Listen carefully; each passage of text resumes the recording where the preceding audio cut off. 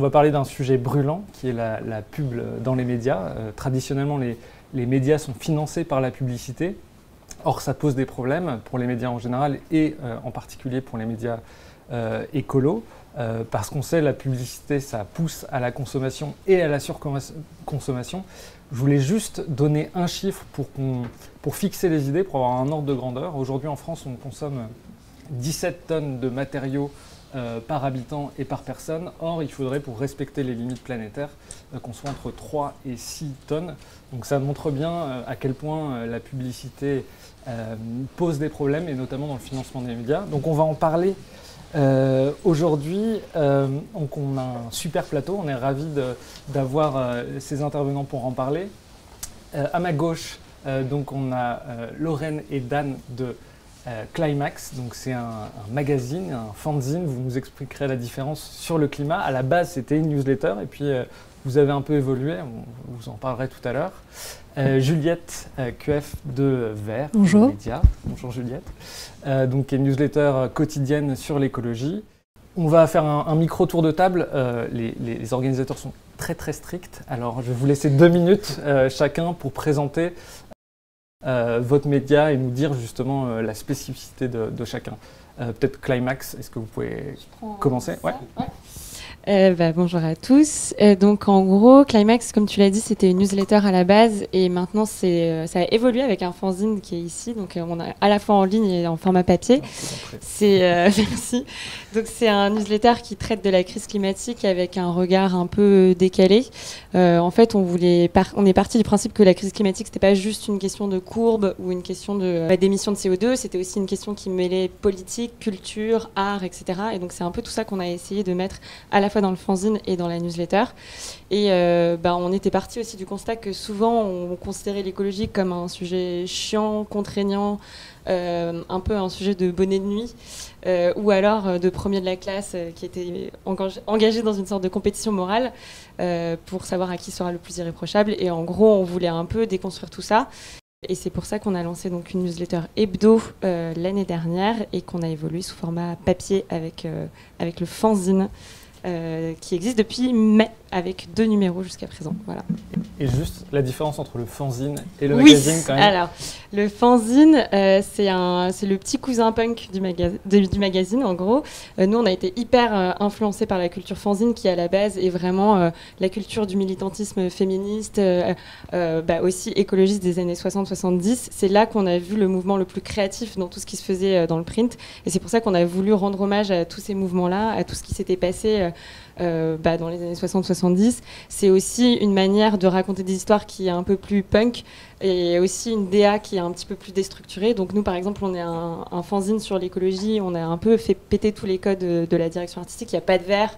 Il y a un peu... il y a des croissants. C'est un petit peu... on s'autorise plus de choses, quoi. Et c'est pour ça qu'on s'est appelé fanzine, parce qu'on voulait défendre aussi ce ton et cette liberté. Il n'y a pas de pub non plus, on en reparlera. Et c'était un peu dans cette lignée qu'on voulait s'inscrire. Il n'y a pas de vert, c'est une bonne transition pour parler de Vert, le média qui annonce la couleur. Ça ne veut pas dire que c'est pas vers le vert. Juliette, est-ce que tu peux présenter justement Vert, le média qui annonce la couleur? Alors Vert, on est un média sur l'écologie sous la forme de newsletter. Des Verts, je pense qu'on en a 50 dans notre charte graphique, donc on est vraiment un média qui mettons l'écologie comme un prisme de lecture du monde. Donc ça, c'est vraiment quelque chose qui est très important pour nous. On a cette newsletter quotidienne, donc chaque jour à midi, du lundi au vendredi, on sort un numéro. C'est un petit défi à chaque fois, c'est un petit challenge, et c'est quelque chose qui fait qu'on a une équipe. Du coup, on n'est pas seulement nous les 2 fondateurs, on a aussi toute une équipe sur laquelle on se repose pour produire ce fanzine. N'importe quoi. En fait, j'ai envie de bosser chez Climax. Voilà, donc le nouveau projet. Le nouveau projet de Vert. Dans cette newsletter, on a aussi un site internet qui s'appelle vert.eco et des réseaux sociaux. Donc effectivement, la newsletter, c'est le point de départ, c'est vraiment notre produit. Et c'est aussi un instrument qui est très utile pour nous, parce qu'il nous permet d'avoir une relation ultra privilégiée avec nos lecteurs. On a 25 000 abonnés maintenant. Et en fait, ça nourrit vraiment la discussion qu'on peut avoir avec nos lecteurs sous la forme d'un mail. Donc c'est un format qui est très intime, c'est un format qu'on aime beaucoup. Et du coup, c'est pour ça qu'on continue à s'appeler une newsletter, même si on se diffuse sur d'autres canaux. C'est vraiment la clé pour nous. Et on a aussi une newsletter hebdo pour ceux pour qui la version quotidienne fait un petit peu trop. Et notre spécificité, c'est qu'on a un ton qui est très pédagogique, mais qui est aussi un petit peu humoristique. On part aussi du constat, effectivement, qu'on a besoin d'autres récits, d'autres formes, justement, avec lesquelles discuter d'écologie. On n'est pas obligé d'être complètement rasoir. On peut avoir plein de jeux de mots dans nos titres. Je pense que les 3/4 de nos abonnés sont abonnés juste pour recevoir le jeu de mots du jour. On ne se leurre pas, c'est pas pour nos contenus. Mais voilà, on a un ton qui est humoristique, pédagogique. Et aussi, on a une question qui nous anime vraiment à vers, c'est comment on permet aux gens, comment on outille en fait nos lecteurs et nos lectrices. Donc c'est comment on donne les ordres de grandeur. Donc on a tout un tas de formats pour ça, notamment des infographies. Je pense qu'on aura peut-être l'occasion d'en reparler plus tard. Et Amélie, pour terminer le tour de table, 2 jours pour vivre. Pourquoi 2 jours pour vivre, d'ailleurs, le titre de ta newsletter? Alors le sous-titre, c'est un samedi plus un dimanche plus parfois une RTT. Moi, mon sujet est un peu plus niche, c'est ce qu'on appelle la micro-aventure. Même si aujourd'hui on en parle beaucoup, il y a 5 ans c'était vraiment une toute petite niche. Le concept, c'est de partir à l'aventure près de chez soi, si possible en décarboné, en prenant un train, un TER, son vélo, ses pieds, un cheval, un canoë, ce que vous voulez, de réinventer vos vacances et vos week-ends, de partir faire des choses folles dehors, qui coûtent pas grand-chose, qui polluent pas, qui n'abîment pas la nature, qui fait que vous revenez le lundi soir avec des tonnes de trucs à raconter à la machine à café, que vous vous éclatez, que vous grandissez et que vous prenez conscience qu'on peut vivre des choses incroyables avec 3 fois rien dehors, qui est l'éloge en fait finalement de la sobriété. C'est une newsletter que j'ai lancée il y a 5 ans. À la base, vraiment très récit d'aventure, donc toutes les semaines, puis c'est devenu mensuel parce que j'avais du mal à tenir le rythme, qui était une aventure qu'on reçoit avec un récit. Je pense comme vous, l'idée était quand même de challenger le ton du récit d'aventure qui est très descriptif, en tout cas dans lequel je me reconnaissais pas du tout, de parler à des pairs, donc des citadins, la trentaine, plutôt CSP+, qui partent souvent en week-end et qui partent en city break à Barcelone, et de contrebalancer un petit peu et de challenger un peu ce modèle-là. Et puis c'est vrai que ça s'est ouvert au fur et à mesure au voyage de demain. Ma thématique s'est élargie, il y a eu le Covid qui a beaucoup porté la thématique du voyage en France, donc ça s'est lancé. Aujourd'hui, on en reparlera peut-être après puisque c'est le sujet, mais mon modèle économique est plus B2B, conseil, formation, à côté du média qui est finalement une petite partie et ma communauté, qui est une partie de mon activité, je dirais. Justement, une première question à tous les 4 pour commencer. Est-ce que vous avez été tenté au départ de faire de la publicité ou dès le départ, quand vous avez conçu vos médias, vous avez conçu des business models en disant non, nous on ne veut pas faire de publicité? Je sais que toi, Amélie, tu avais été notamment approchée. Ça t'a tenté de faire de la publicité ou tu t'es dit non, je vais faire différemment? Alors moi, j'ai pas eu le temps de vraiment réfléchir à ma stratégie. C'était un side project. Je sortais d'un CDI et je me suis dit je vais écrire une newsletter parce que je vois que ça intéresse. J'aime écrire. Je pensais pas du tout que ça allait prendre et aussi vite. Effectivement, au bout de 2 mois, je crois que j'ai eu 3 propositions d'associations avec des médias plus gros et je me suis dit je sais ce que ça veut dire. Ça veut dire du brain content derrière, qui est pas hyper sale chez moi parce que du coup la micro-aventure, le brain content, ça va être promouvoir des destinations. Effectivement, il y a du matériel et de l'équipement, mais c'est aussi des destinations. Donc on n'est pas dans de la surconsommation matérielle comme on pourrait pour d'autres sujets. Effectivement, ça m'a posé question et tout de suite, je me suis dit non, il faut que je garde ma liberté. Et c'est vrai qu'après, quand on vous contacte pour faire des stories et qu'on vous donne 3, 4, 5 cas pour faire des stories, ça pose question. Mais ma newsletter est extrêmement incarnée. C'est pas un choix, mais Amélie Deloffre et 2 jours pour vivre, c'est la même chose. Et du coup, en termes de cohérence, c'est la traduction de moi-même, donc en termes d'intérêt personnel. Et puis c'est un métier en fait qui change derrière. Ça veut dire une course à la croissance, à augmenter sans cesse son audience, à faire du community management, presque qui éclipse le métier en fait d'écrire, de créer, qui est ce que j'aime faire. Donc non, moi j'ai choisi un nom strict que j'ai tenu depuis 5 ans.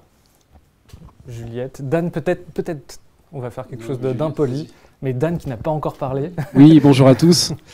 Nous, en fait, parce qu'on a lancé un média qui s'appelle Tech Trash, donc avant de lancer Climax, qui existe maintenant depuis 5 ans, qui est une newsletter sur la tech. Et dans le cadre de Tech Trash, ça nous est arrivé qu'on nous propose d'avoir des annonces, des publicités. Et en fait, on y a réfléchi. Au début, on s'est dit pourquoi pas, mais en fait, on a rapidement compris que c'était même dans le milieu de la tech, qui n'est pas donc l'écologie, c'était compliqué parce que on était du coup forcément lié. Si quelqu'un nous donnait de l'argent, on était lié à lui et c'était compliqué.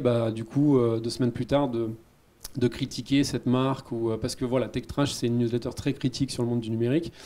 Et donc, en fait, c'est des options qu'on a très rapidement évacuées, même en discutant avec les gens, parce que En fait, nous, c'était de toutes les façons, le ton de Tech Trash ou de Climax, c'est d'être justement d'être piquant, de critiquer les marques, de critiquer le greenwashing ou tous les dérapages. Donc en fait, les marques, généralement, quand elles vous donnent de l'argent, elles ne sont pas très contentes si après vous les dézinguez dans une édition d'après en disant voilà, finalement ce produit en fait il sert à rien, ou le patron il raconte n'importe quoi. Donc pour nous en fait ça a été assez rapidement évacué. Juliette? Pour nous, ça a été un parti pris dès le début de commencer sans publicité. Et effectivement, on a, je pense, 10 propositions par semaine dans la boîte de contact pour nous dire est-ce qu'on peut passer telle ou telle publicité, ou est-ce que vous pouvez écrire un article sur notre marque, même si c'est une marque engagée, on ne le fait absolument jamais. On est vraiment très très strict là-dessus, et on est aussi très strict sur tous les partenariats en fait éventuels avec lesquels on peut être. Même pour des événements, en fait, on fait quand même vraiment attention quand on est dans des partenariats événementiels de regarder un petit peu ce qu'il y a derrière. Pourquoi ? C'est en fait tout simplement pour avoir un recul critique sur le monde sur lequel on écrit en fait, qui est un monde effectivement dans lequel les intérêts privés et l'écologie, donc un peu la science et les marques sont hyper imbriqués. On le voit notamment par exemple sur les réseaux sociaux, sur Instagram qui est un peu le temple du greenwashing. On a des discours qui sont vraiment mélangés.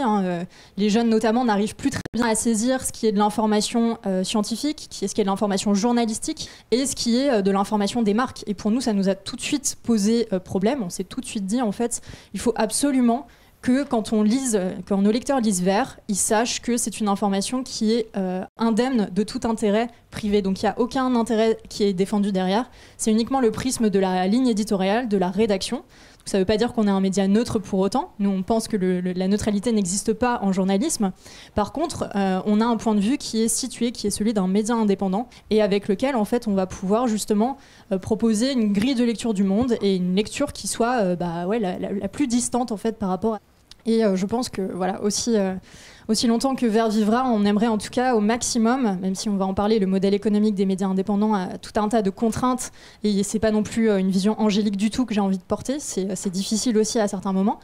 Mais je pense qu'aujourd'hui le recours à la publicité n'est pas une nécessité quand on est un média qui a une taille relativement faible. C'est-à-dire qu'on peut aussi être dans une sorte de sobriété du point de vue des dépenses qu'on engage et du coup au niveau des recettes finalement on n'a pas besoin de tant que ça par rapport aux grands médias bien entendu qui pour la majeure partie ne peuvent pas se passer de la publicité, il va sans dire. Justement, dans le meilleur des mondes, du coup, on imagine que les médias pourraient se passer de publicité. Très concrètement, comment vous, chez Vert, vous faites pour vivre ? Tu l'as dit, vous avez des salariés, donc vous êtes aussi sorti de ce cadre de tout petit média unipersonnel. Comment vous faites pour vivre ? C'est quoi votre business model ? Aujourd'hui, on est 5 salariés à Vert. Donc on a 2 cofondateurs, on a 2 alternants et on a une journaliste en CDI. Donc on est 5 vraiment à recevoir chaque mois notre salaire. Comment on fait effectivement pour arriver à engranger des revenus ? On fonctionne avec un système de dons. Étant donné qu'on est justement un média qui est engagé pour le droit de savoir des citoyens sur le climat, on a vraiment une personnalité, on a une patte et c'est ça que les gens en fait aiment. Et plus les gens aiment, plus les gens donnent. C'est une règle qui est absolument fondamentale en marketing et qui est la plus basique mais qui est vraie. Donc on est plutôt dans une logique de créer une communauté autour de Vert. On a 25 000 lecteurs. Donc avec 25 000 lecteurs, en fait, on pense qu'on va pouvoir justement générer des dons de plus en plus importants et des dons aussi qui soient récurrents. Donc ça, les dons, c'est notre premier pilier. Après, la deuxième jambe sur laquelle on s'appuie aussi, donc on fait de plus en plus de formations, notamment de formations dans les médias, puisque aujourd'hui on est dans un tournant environnemental justement dans les grands médias, et que en tant que Vert, et aussi parce qu'on a contribué à porter la charte pour un journalisme à la hauteur de l'urgence écologique, on est aussi dans une vision, dans une volonté de transformer le paysage médiatique, et on pense qu'on a notre rôle, justement en ayant ce petit pas de côté en tant que média indépendant, de pouvoir apporter quelque chose aux grands médias aussi, à des médias qui ont des moyens importants. Du coup, cette formation, elle est rétribuée et c'est aussi ce qui nous permet de vivre au quotidien. Je continue juste là-dessus parce qu'on a envie de savoir, il y a combien de personnes par exemple qui donnent et est-ce que vous arrivez à avoir des gens qui donnent tous les mois ? Parce qu'on se dit, forcément quand on aime un projet, on peut donner une fois de temps en temps, mais est-ce que vous avez des gens qui donnent tous les mois ? Ouais, alors ça demande pas mal de pédagogie. Effectivement, il faut expliquer pourquoi est-ce que à la rédaction de Vert, on a besoin de recevoir justement en continu des dons. On a besoin d'en recevoir parce qu'on a besoin de payer des salaires, donc forcément, effectivement, on a une nécessité de les recevoir. Donc on explique en fait régulièrement dans notre newsletter. On a des encarts publicitaires pour nous-mêmes dans la newsletter. Donc c'est des petits bandeaux qui expliquent en fait pourquoi est-ce que c'est très important de donner. On a des petits visuels marrants, sympas, qui vont faire que en fait les gens vont se sentir de plus en plus dans un niveau de familiarité et de confiance qui leur permet justement de donner. Donc en fait, il y a toute une stratégie, toute une réflexion pour que des gens qui nous connaissent, par exemple par les réseaux sociaux, se mettent à s'inscrire à la newsletter, puis se mettent à donner une fois peut-être à l'occasion d'une campagne de crowdfunding par exemple. Aujourd'hui par exemple, on lance une campagne qui est dédiée aux ordres de grandeur. On va sortir toute une série de posters et donc là sur KissKissBankBank, à partir d'aujourd'hui, vous pouvez donner à Vert. Voilà, je fais ma petite pub. Ces campagnes de crowdfunding, en fait, c'est des campagnes ponctuelles. On en a régulièrement.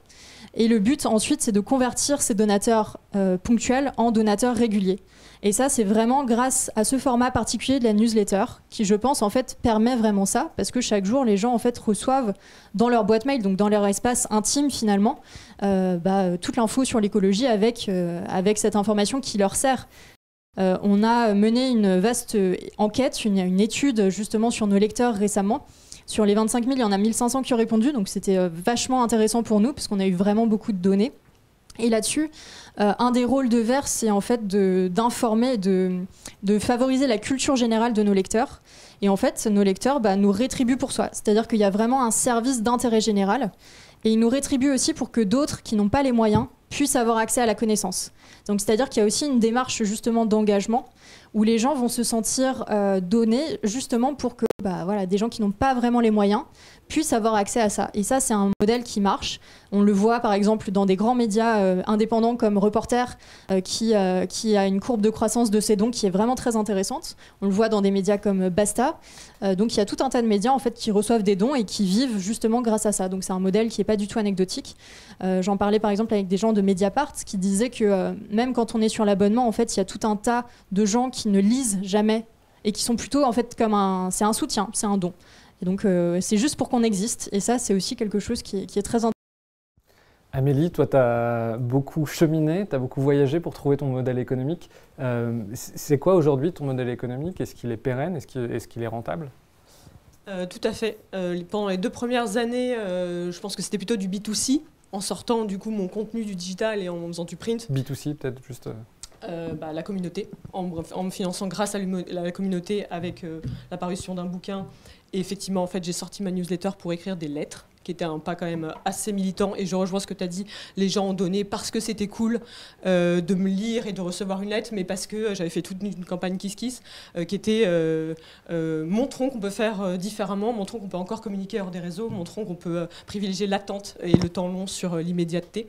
Effectivement, d'avoir comme ça une ligne engagée un peu militante, en tout cas en dehors des sentiers battus, ça a favorisé le don. L'achat, donc auprès de ma communauté.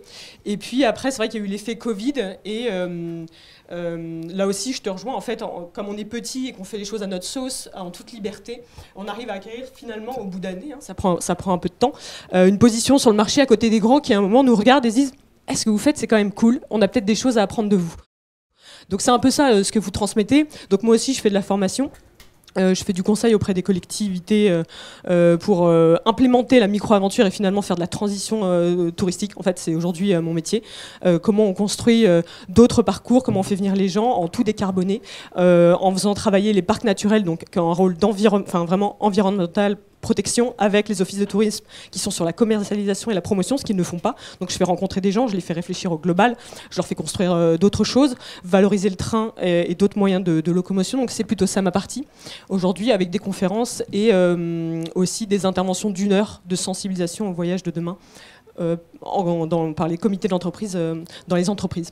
Donc voilà, c'est un petit peu j'ai essayé plein de choses. Je vous passe effectivement, j'ai aussi lancé une école de la micro-aventure au format associatif pour amener une centaine de personnes à passer le cap de se lancer, parce que tout le monde n'a pas les compétences, les gens avec qui se lancer, le choix du matériel. Et en fait, il y a beaucoup de freins au passage à l'action, ce qui était pour moi pas évident à comprendre vu que j'ai toujours pratiqué. Voilà, donc j'essaye de lever les freins, j'essaye de comprendre ce que veut ma communauté, mais aussi le marché. Moi, je me suis jamais considérée, je ne donne pas ce que les gens attendent. En fait, c'est peut-être bizarre. Je suis arrivée dans le tourisme, c'était pas du tout ma volonté, c'est pas un secteur qui m'attirait ou quoi. Je viens de la communication et il s'avère que je rentre dans le secteur du tourisme et je vois qu'il y a des choses qui fonctionnent pas très bien. Effectivement, en fait, le fait de pas vivre de la publicité ou même de pas avoir de gros actionnaires, ça permet de garder son esprit critique, d'être un peu voilà le poil à gratter, mais ça me permet aujourd'hui de me dire voilà. Je vais challenger les agences de com en leur disant que les likes à tout va, le reach et tout, c'est bullshit et on le sait tous. Je peux challenger le bon secteur du tourisme institutionnel en leur disant c'est bien beau votre top 5 et d'envoyer les gens voir les mêmes monuments, les mêmes lieux, mais aujourd'hui on est en surtourisme et c'est en partie de votre faute. Comment on fait différemment? Je peux challenger tout le monde. Aujourd'hui, non mais c'est vrai et je le fais. C'est pas du tout une position choisie. C'est je le fais instinctivement. Je dis ce que je pense et en fait les gens vous écoutent parce qu'ils savent que vous avez raison en vrai. Donc mon rôle aujourd'hui est un peu de challenger mon secteur et j'en suis ravie. Et je suis même payée pour ça, donc je suis contente. Dan et Lorraine, vous, comment vous avez fait vous êtes parti d'une news donc digitale et petit à petit vous avez pivoté pour utiliser ce gros mot, c'est-à-dire que vous avez changé pour aller vers un fanzine. Vous pouvez raconter comment ça s'est passé, y compris ce qui nous intéresse tous financièrement? Ouais, en fait, je pense qu'un peu pareil, on a beaucoup expérimenté, on a fait plein de choses différentes et on a testé plein de trucs. Pour revenir à la publicité, c'est vrai qu'on avait un peu ce même constat de, en fait, tous les médias disent un peu tout et n'importe quoi sur leurs chiffres de newsletter ou leurs chiffres de diffusion de magazines. Ils vont dire ah ben on a 100 000 abonnés, un taux d'ouverture de 90%. En fait, c'est pas possible, mais ils disent ça parce qu'ils vendent de la pub derrière. Donc nous, en fait, on s'est tout de suite complètement émancipé de ça et on annonce les vrais chiffres parce qu'en réalité, on n'a pas besoin de gonfler. On n'est pas à la course à l'audience, donc c'est vrai qu'on se repose sur une communauté aussi de personnes qui sont hyper engagées. Et j'en viens donc du coup au modèle économique qui est que du coup on se repose beaucoup sur cette communauté avec deux briques pour parler avec le jargon local. D'une part l'abonnement. Donc c'est un abonnement qui comprend la newsletter mais aussi le fanzine papier. Et là c'est un peu le modèle que tu décrivais Juliette, c'est-à-dire c'est les gens qui peuvent se permettre de payer.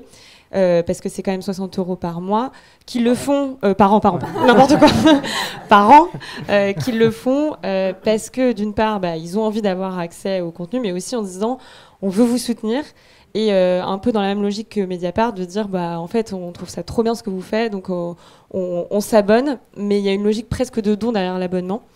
Et donc, on a aussi développé le don, qui permet à ceux qui veulent donner encore plus, de donner encore plus s'ils le veulent et de le faire de manière défiscalisée, ce qui est possible aujourd'hui, ce qui est assez chouette pour nous. Et ensuite, donc là, on a développé une troisième activité qui rejoint un peu ce qui vient d'être dit, à savoir la formation. Et là, on le fait vraiment à partir du contenu qu'on a développé dans le fanzine et d'une rubrique qu'on a dans la newsletter qui revient toutes les semaines, qui est les arguments bidons, où là, en fait, on va déconstruire avec une méthode qu'on appelle laser tous les arguments et tous les arguments bidons qu'on nous sorine au quotidien, qui vont être l'hydrogène va nous sauver, super, l'avion vert débarque, ou la France c'est que 1% des émissions, etc.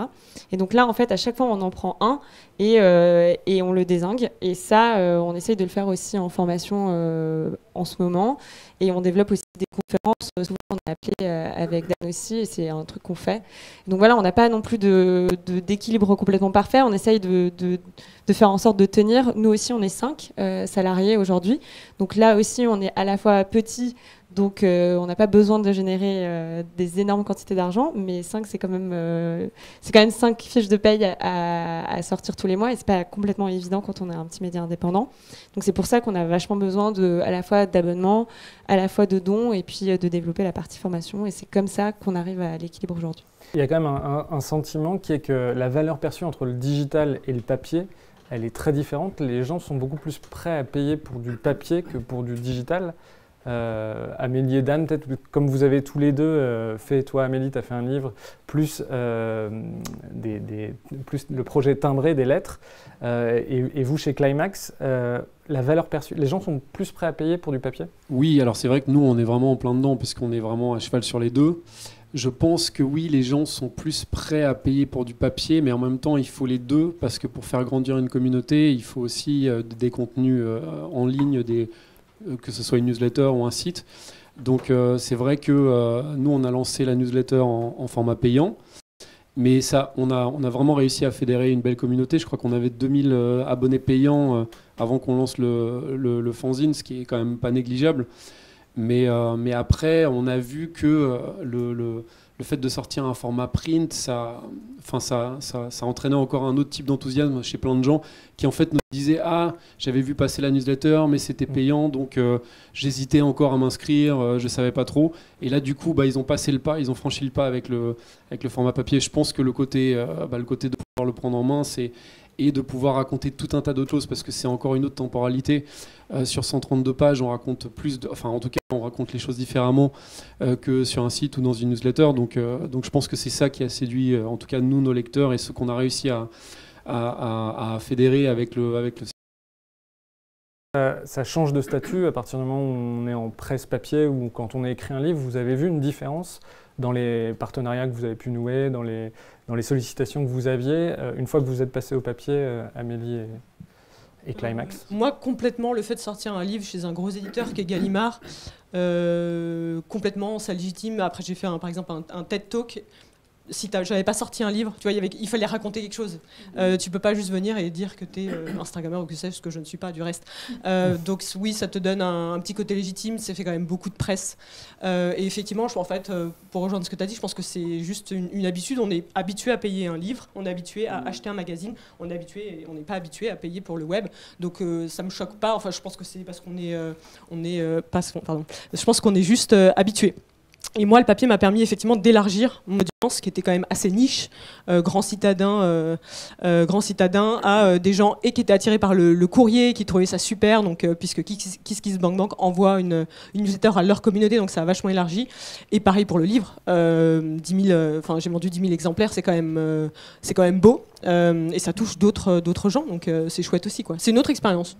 Oui, c'est vrai que ça touche d'autres gens. Nous, on l'a vu, en fait, il y a tout un tas d'entreprises ou d'acteurs institutionnels qui, d'un coup, nous ont pris beaucoup plus au sérieux parce qu'en fait, on a sorti ce format papier qui, pour eux, c'est quelque chose de plus tangible qu'une newsletter. Ce qui ne veut pas dire qu'il faut dévaloriser le format digital, mais je pense que peut-être dans la tête de certains, peut-être aussi des personnes un peu plus âgées, dans des grandes entreprises qui, du coup, vont se dire tiens, en fait, c'est vraiment un vrai média, et qui ont moins ce côté-là, peut-être quand on est juste une newsletter. Oui, je pense que c'est pas mal une question d'habitude, et après c'est potentiellement un peu absurde, parce que je pense que si on avait juste imprimé la newsletter, en fait les gens nous auraient pris beaucoup plus au sérieux, alors que le contenu aurait été exactement le même.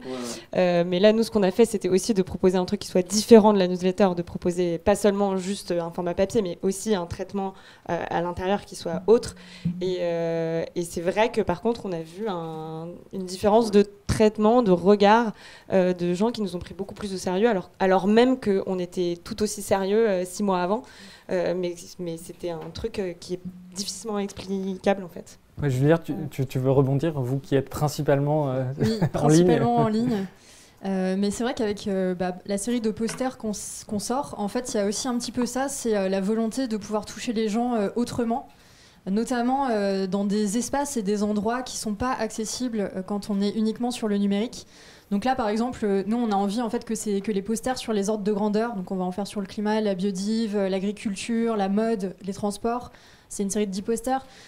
C'est l'idée qu'on puisse l'afficher, y compris dans les toilettes, je veux dire, à des endroits que les gens ne vont pas le lire dans le métro, mais c'est toucher les gens à d'autres endroits et aussi de manière un peu impromptue. C'est-à-dire que, par exemple, un fanzine, c'est pareil, tu peux le laisser sur la table et puis quelqu'un d'autre va pouvoir le consulter ou quoi. Un poster, ça peut être dans des lieux de passage et ça va pouvoir toucher, y compris des gens à qui ça n'était pas destiné au tout début. Après, moi, le parallèle que je peux faire en termes de légitimité, moi, je l'ai vu quand on a lancé notre site internet. C'est-à-dire au tout début de Vert, on avait juste une landing page, donc c'est la page d'atterrissage statique sur laquelle vous arrivez sur pas mal de sites internet qui ont une newsletter. Et on l'a, un an après, converti en vrai site internet d'actualité, donc avec un site qui est actualisé tous les jours à midi quand on sort nos articles. Ça implique une réécriture des articles, enfin en tout cas une écriture plus longue des articles qui sont publiés dans la newsletter. C'est 2 à 3 articles qui sortent par jour. Mais c'est vrai que du coup, le fait d'avoir une plateforme en ligne où il y a tous nos contenus qui est consultable en plus en accès libre. Là, on a vu aussi le regard effectivement qui a changé, notamment le regard de médias plus installés que nous, qui ont vu en fait que c'était puissant ce qu'il y avait dans nos newsletters, parce qu'une newsletter, si on n'est pas inscrit, on ne peut pas aller vraiment regarder ce qu'il y a dedans. En tout cas, les gens ne vont pas forcément faire l'effort. Donc là, le fait d'avoir une vitrine sur un site internet ou sur un magazine, je pense que c'est quelque chose qui apporte justement une grande légitimité. Et moi, c'est vraiment le parallèle que je fais. Il y a un sujet qui est intéressant, qui est que traditionnellement, en tout cas dans les écoles de journalisme, pendant longtemps, c'est ça qui a été enseigné, que le journaliste essaye de s'effacer, qu'il soit le plus neutre possible, qu'on ne le voit pas trop. Aujourd'hui, on a l'impression qu'il y a le retour de bâton inverse, c'est-à-dire qu'il faut qu'il y ait de plus en plus d'aspérité, de plus en plus de radicalité, pour que les gens, justement, aient envie de s'embarquer et donnent de l'argent à des projets. C'est quelque chose que vous ressentez, vous avez besoin d'aller vers la radicalité ou de créer des aspérités, sortir de ce journalisme un peu tiède, ou en tout cas des tons un peu tièdes. Je sais pas qui... Oui, complètement. Enfin, nous, on n'est pas radicaux, on n'est pas dans le registre de la radicalité. Par contre, dans cette notion d'aspérité, oui, complètement, c'est une notion de personnalité, en fait. La newsletter permet justement ça, c'est qu'on s'adresse directement, je le disais tout à l'heure, à l'intimité des gens. Enfin, en fait, on les touche dans leur intimité. Donc, on a besoin de personnalité, on a besoin d'avoir un discours fort, un discours parfois qui détonne. Alors, on emploie des mots qui sont... peut-être un petit peu plus originaux que ce qu'on peut lire dans d'autres médias. On va avoir une manière de traiter l'information, de l'enrober avec un langage aussi qui est très écrit. Nous, on est vachement... on prend le temps de l'écriture, on est assez littéraire. C'est pas un discours qui est dilué, en fait. C'est un discours qui va être assez concentré. Et justement, la newsletter fait qu'on a besoin de tisser serré. On a besoin d'écrire de manière très serrée, donc ça va être assez puissant à la lecture. Et je pense que ça, c'est quelque chose aussi qui favorise la communauté et qui favorise justement la diffusion à large échelle. Et je pense que les médias qui aujourd'hui fonctionnent sont des médias qui, dans les nouveaux médias, se lancent, qui sont justement, qui ont cette personnalité, qui ont cette puissance d'incarnation aussi. Même si nous, par exemple, on ne fait pas trop encore de vidéos au quotidien où on raconte notre vie sur des trucs. Mais le fait qu'il y ait par exemple... Le fait qu'on voit qui sont les rédacteurs et les rédactrices de Vert en bas de newsletter où vous avez une photo. Donc on voit clairement les journalistes. Ça, c'est quelque chose que les lecteurs apprécient. On nous dit souvent « Ah bah oui, je vous ai vu dans la newsletter. » Effectivement, ça permet d'abolir cette barrière entre les lecteurs et les journalistes. Et je pense que c'est très important aussi dans un contexte plus large de crise de confiance dans les médias. Donc là, ça permet de mettre des visages. On peut nous contacter directement sur nos Twitter. Enfin voilà, ça participe de la proximité aussi qui est intéressante. Bon, quoi. En fait, je crois qu'il y a un pont qui s'est fait entre la com et entre la communication et le journalisme, quoi, qui traditionnellement ne se parlent pas. Les journalistes disent bah attends, les communicants ça va, et les communicants disent bah les journalistes attends, ils sont un peu chiants et factuels. Et du coup, j'ai l'impression qu'il y a des ponts qui se sont faits pour pas être que factuels et pas être que dans la com superficielle, comme les clichés peuvent le montrer, quoi. Moi, pour répondre à ta question, alors tout dépend ce que tu mets derrière radicalité, mais moi je pense que Climax, c'est déjà de base, c'est la démarche radicale, le fait de faire un fanzine, la façon dont on raconte l'écologie, finalement, justement qu'on essaye de prendre le sujet à rebours de tous les autres médias, et le fait typiquement de faire des coloriages, de faire en fait des choses qui sont complètement à rebours de ce à quoi on pourrait s'attendre quand on parle d'écologie. Je pense que ça, il y a un côté dans un sens radical éditorialement. Et en effet, il y a certainement, nous, une partie des lecteurs qui viennent chercher ça. Surtout, ce qui est intéressant, c'est que nous, comme je l'avais dit tout à l'heure, on a commencé avec Tech Trash il y a quelques années. Et en fait, on a drainé toute une partie des lecteurs qui s'intéressaient à la base plutôt au numérique, au sujet du numérique, et qui, en fait, d'ailleurs, quand on a lancé Climax, nous ont dit en fait, que l'écologie, c'était pas forcément leur sujet de prédilection, mais qu'on a réussi à convaincre à s'intéresser à ce sujet-là. Et ils nous ont suivis à cause de notre ton, à cause de notre identité, et à cause de notre traitement de ce sujet bien particulier. Donc peut-être que nous, notre radicalité, elle se situe justement là, dans le ton et dans la démarche. Mais oui, juste pour poursuivre sur l'espèce d'hyper-personnalisation qui a pu avoir lieu, notamment dans le domaine des newsletters, où c'était plus la newsletter de The Atlantic ou la newsletter de Wired, c'était la newsletter de Casey Newton, la newsletter de Emily Yatkin, etc. Nous, on n'a jamais voulu prendre ce virage-là, c'est-à-dire que oui, on est... qui semble pourtant marcher. Qui marche, ouais, mais c'est-à-dire que nous, on n'est pas neutre, on a un ton, mais on n'a pas voulu aller pousser le curseur jusqu'à dire c'est la newsletter de Dan et Lorraine, déjà parce que c'est pas vrai, et en plus parce que ça nous correspondait pas complètement, et parce qu'on voit bien que la taille qu'on peut avoir quand on dit ça, la newsletter de Lorraine, en fait, on peut pas vraiment construire un média à partir de ça, parce qu'on est vite bloqué par sa propre personne, et surtout, on voulait pas... on n'avait pas envie de... Pourtant, on voit ça avec Bon Pote, par exemple. Thomas Hugo Décrypte. Hugo Décrypte, on voit de plus en plus de médias qui sont... Oui, mais Thomas, il fait pas tout seul, par exemple. Non, mais la marque. Oui, la marque, c'est lui. Oui, mais nous, ça nous correspondait pas complètement, en fait. Mais c'est quelque chose qu'on partage totalement à Vert. En fait, là-dessus, on est complètement sur la même longueur d'onde. On trouvait ça bizarre de mettre à l'affiche quelqu'un qui porte le journal tout seul. En plus, il y a un côté d'égo qui peut être gênant. Je pense même pour le journaliste à la base. Je pense que ça peut être quelque chose qui est un frein. Donc le fait de se dire, on est toute une équipe, on est tout un collectif en fait, et on va justement mettre en avant différentes personnes du journal, que ce soit justement lors de l'animation de table ronde, d'aller envoyer des gens répondre à la presse, différentes personnes. Je pense que c'est plutôt sain. Et ça permet justement de construire une vraie cohésion d'équipe qui, je pense, est essentielle. Mais l'hyper-personnalisation, ça marche, et en tout cas, ça a marché il y a quelques années. Mais aujourd'hui, en fait, c'est complètement consensuel. Et justement, nous, on pense que c'est radical, justement, de ne pas personnaliser du tout. Et typiquement, de dire on est un collectif, on est anonyme. Alors, on ne l'est pas complètement, mais aujourd'hui, la radicalité, elle est plutôt de ce côté-là, plutôt que de dire c'est moi, c'est mon média, c'est ma page Instagram. Et de se surmettre en avant comme le dernière question, parce qu'il reste 10 minutes. On va passer, vous faites tous les trois du conseil, de la formation. C'est un peu mouvant selon les projets, mais comment on arrive à choisir les partenaires quand on fait du conseil ou de la formation? Et est-ce qu'on n'a pas les mêmes liens d'intérêt qu'avec de la publicité, seulement de manière un peu différenciée?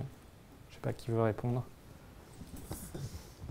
Qu'est-ce que vous faites déjà comme formation? Nous, en fait, c'est des questions qu'on se pose en ce moment parce qu'on est en train de le développer, donc j'ai pas vraiment la réponse. Mais en tout cas, ce qu'on est en train de développer, c'est plus de l'ordre de ce que je disais sur la déconstruction d'arguments bidons, etc. Donc c'est un peu de se dire, comme la fresque du climat, on fait à peu près partout. Nous, on veut développer un truc qui soit un peu plus punk et qui aille un tout petit peu plus loin aussi que la fresque du climat. Parce que d'une part il y a un sentiment de on a fait la fresque, on est déprimé, c'est horrible, on sait pas quoi faire après, et de l'autre on se dit qu'on peut proposer quelque chose, mais après on n'a pas la réponse, c'est-à-dire que je sais pas exactement si demain on doit faire une formation chez Bouygues, est-ce qu'on la fera? Je sais pas trop. Oui, je pense que oui. Idéalement, je me dis comme la fresque du climat peut se faire chez Bouygues, oui, on pourrait le faire. Mais c'est des questions vraiment mouvantes. On n'a pas encore complètement la réponse. Et Dan qui brûle de compléter. Pas du tout. Non, mais c'est juste que je trouve que parce que tu disais que c'est un peu la même chose que d'avoir de la publicité, et je pense pas. Je pense que si tu vas dans une entreprise et que tu fais une formation ou que tu fais une conférence sur une thématique, finalement en fait c'est pas du greenwashing, en fait c'est de la sensibilisation sur une thématique. Donc c'est quand même différent d'avoir une pub ou typiquement de faire une collaboration. Alors ça, c'est vrai que ça, pour le coup, si tu fais du brand content ou quelque chose comme ça, c'est des choses sur lesquelles il faut réfléchir. Et justement, on en a discuté avec un média qui s'appelle Les Others, qui se pose typiquement ce genre de questions. Je pense qu'il y a la possibilité de travailler avec des marques sans faire du greenwashing, ça j'en suis persuadé, mais en effet, c'est vrai que la limite est plus ténue. Pour nous, en l'occurrence, elle ne se pose pas du tout aujourd'hui, parce que nous, on est vraiment dans une logique plus descendante, où si on travaille avec des marques ou des entreprises, c'est vraiment nous, on amène notre contenu, on leur explique, on leur amène de façon verticale, et après on échange, mais en tout cas, la marque ne se retrouve pas dans Climax, quoi.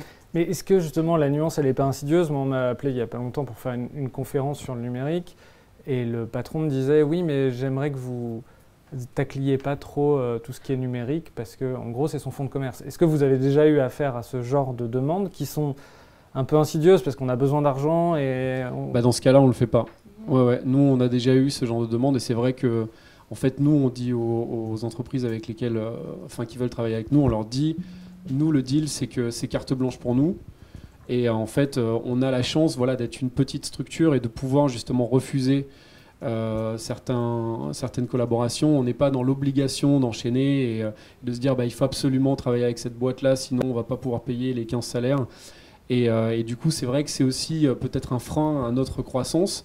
Mais on préfère se dire, on reste un peu plus petit et on travaille avec des acteurs où justement le deal, c'est carte blanche pour nous. Nous, on dit ce qu'on veut. Et a priori, on va vous dézinguer parce que vous faites sûrement du greenwashing. Mais finalement, on voit qu'il y a plein d'entreprises aussi qui sont assez friandes de ça aujourd'hui et qui nous disent, on veut avoir votre approche très radicale et très authentique. Juliette, vous faites aussi beaucoup de formations, de conférences. Comment vous sélectionnez les partenaires avec qui vous travaillez? Est-ce que vous refusez certains partenariats? Comment ça se passe? Alors nous, on a décidé de ne plus faire de sensibilisation, on va dire, dans les entreprises. En tout cas, pour l'instant, c'est notre ligne. On en a fait un petit peu l'année dernière sous la forme de conférences qu'on a fait dans des entreprises pour vulgariser le rapport du GIEC. Donc ça, effectivement, on avait bossé pendant plusieurs mois là-dessus. On a fait des articles de décryptage, on a interviewé des auteurs, donc on connaît à peu près par cœur, alors pas aussi bien que Valérie Masson-Delmotte, mais les 3 volets du rapport du GIEC. Donc, la coprésidente du groupe 1 du GIEC. Oui, qui est la coprésidente du groupe 1 du GIEC et qui est une des 100 personnalités phares sur le climat selon le magazine Time. Donc ce qu'on fait aujourd'hui, en fait, c'est qu'on fait de la formation dans les médias. Parce qu'en fait, c'est là que ça nous a paru avoir le plus de sens. On est des journalistes, on est spécialistes du journalisme et on est spécialistes du climat et de l'écologie. Et aujourd'hui, vu que les médias sont en train de prendre un tournant, c'est vrai que c'est hyper intéressant de faire de la formation dans les médias là-dessus. En plus, ça nous positionne aussi dans l'écosystème comme effectivement un des acteurs qui avons une voix intéressante sur le sujet. Donc je pense que c'est un créneau qui est vraiment très intéressant pour nous. Ça demande en revanche d'avoir des journalistes qui soient des journalistes très habitués à faire ce genre de choses. C'est pas des missions qu'on peut confier à des alternants par exemple, bien entendu. Donc ça veut dire que ça va beaucoup nous mobiliser. En l'occurrence, c'est Lou Espargilière, qui est le cofondateur de Vert, et moi-même qui assurons ces formations-là. Donc ça veut dire que ça repose sur nous. Et du coup, on doit trouver d'autres solutions pour la rédaction en chef les journées où on est en formation. Donc ça pose tout un tas d'autres questions, effectivement. En tout cas, les entreprises, je pense que une de nos réflexions, en tout cas l'année dernière, pour apporter un élément, c'est que l'un des biais, c'est justement de permettre à des entreprises de faire du greenwashing, notamment avec les marques de nos médias, qui sont des marques de médias indépendants. Donc nous, par exemple, quand on était intervenus, on avait refusé qu'il y ait une communication externe des entreprises sur le fait qu'on intervenait, en fait. Parce qu'on s'était dit, si on intervient, en fait, c'est pour former les salariés. Donc c'est une démarche qui est une démarche... j'allais dire altruiste, mais c'est pas le mot, mais oui, c'est une transmission de connaissances. On est dans l'apport de connaissances sur le climat et l'écologie. Par contre, on veut pas que l'entreprise s'en serve pour faire du greenwashing à l'extérieur. Donc aucune communication externe là-dessus. Peut-être que ça peut être une bille pour vos réflexions aussi sur le sujet. Se dire d'accord, on intervient, mais ça reste entre nous, parce qu'en fait... Pour le coup, c'est déjà ce qu'on fait, en fait. En effet, c'est déjà ce qu'on dit. Pareil, en fait, l'idée, c'est justement pas que la marque... que l'entreprise reprenne, que ce soit Climax ou TechTrash, en disant, regardez, on travaille avec eux. Ça fait partie du deal. Quand je disais, le deal, c'est on a carte blanche, c'est selon nos conditions, et ça en fait partie, en l'occurrence. Et du coup, on a voulu avancer sur ces sujets et finalement, on s'est quand même dit que ça nous posait un peu problème d'intervenir dans les entreprises. Donc, pour l'instant, on refuse en fait de le faire. Après, je pense qu'il y a la question aussi des comités d'entreprise qui se pose. C'est-à-dire que là, c'est directement les salariés, donc il n'y a pas la notion d'image par la direction. Je pense que ça peut aussi être peut-être une position intermédiaire pour des médias qui se poseraient la question avec les syndicats aussi. C'est la même chose. Syndicats, comité d'entreprise et syndicats, représentants du personnel. Dernière question peut-être pour Amélie, parce qu'il nous reste 1 minute et 20 secondes. Je sais que les organisateurs se tiennent à la ponctualité. Est-ce que ça ne demande pas aussi de faire des conférences, des formations, une double casquette? C'est-à-dire qu'on a un média, on passe... souvent, on est tout seul, 2, 3, 4, 5. On passe énormément de temps parce qu'il y a beaucoup de temps de lecture, etc., d'écriture. Et en même temps, c'est une autre casquette de faire de la formation. Est-ce que ce n'est pas 2 métiers différents qu'on fait finalement? Et est-ce qu'on ne risque pas de se brûler les ailes en ayant 2 métiers à part entière? Complètement. C'est hyper difficile de diversifier. Je pense pas que j'ai 2 casquettes, j'en ai au moins 6, quoi. Non, c'est hyper compliqué, quoi. Que te dire? Oui, non, mais en plus, on perd du temps pour faire le média, ce pour quoi on était parti, pour travailler, quoi. Mais en même temps, c'est aussi cool de rencontrer les gens. On a écrit pendant des années et de pouvoir échanger beaucoup plus, même si on répond aux mails, hein, on est consulté, on répond sur Instagram, etc. Avoir des gens en face, avoir leur retour, pouvoir débattre du voyage de demain, etc. Moi, ça me semble important. Et juste pour compliquer ce qui a été dit tout à l'heure, en fait, ça te met pas au même niveau. Moi, si je bosse avec des régions, des offices de tourisme, etc., il y a une grande différence entre du brain content où c'est un peu descendant, quoi. Même si on discute, on n'est pas sur une passé commande, mais un petit peu, on est un peu là-dedans.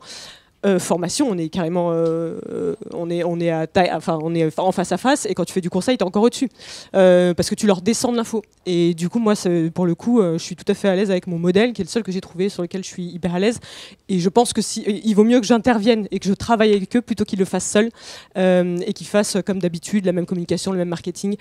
Donc, moi, je trouve que je contribue à changer tout ça, mon secteur en tout cas. Un grand merci à tous les 4. Merci beaucoup d'avoir assisté à la conférence. Merci à ceux qui nous regardaient en ligne. Et à bientôt.